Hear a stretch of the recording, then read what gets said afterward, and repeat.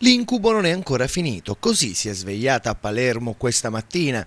Nonostante la ripresa della raccolta dei rifiuti dopo lo sciopero dei netturbini, la città resta sommersa dell'immondizia.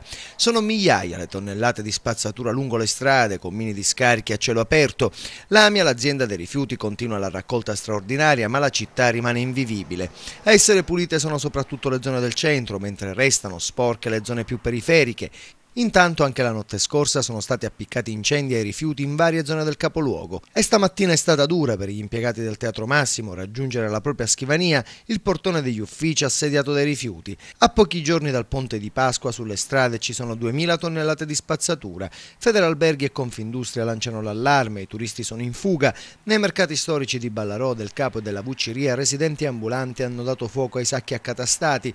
In periferia alcune famiglie hanno dovuto attendere l'arrivo della pala meccanica per aprire il portone di casa. Per ripulire Palermo prima di Pasqua, l'AMIA, la società in amministrazione straordinaria che si occupa della raccolta, ha messo in campo 6 pale e 2 ragni, ma i mezzi meccanici sono pochi e la società conta soprattutto su decine di braccia. Da 2 giorni gli spazzini della controllata SM hanno lasciato in ripostiglio scope e palette e sono andati a raccogliere a mano i sacchi dell'immondizia insieme con i netturbini. Con buona pace dei cestini, gettacarte e stracolmi ovunque.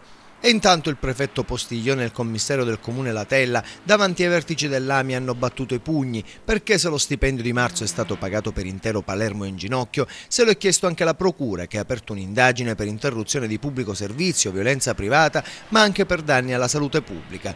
Nella città che tra un mese voterà per eleggere il nuovo sindaco, quella dei rifiuti è una delle parti più delicate. Sull'AMIA che dal 2007 ha accumulato oltre 200 milioni di debito aleggia lo spettro della privatizzazione. L'azienda è in guerra con il comune, chiede più risorse per fermare le perdite, ma l'amministrazione frena. E intanto una nuova emergenza è dietro l'angolo, la discarica di Bellolampo è quasi satura.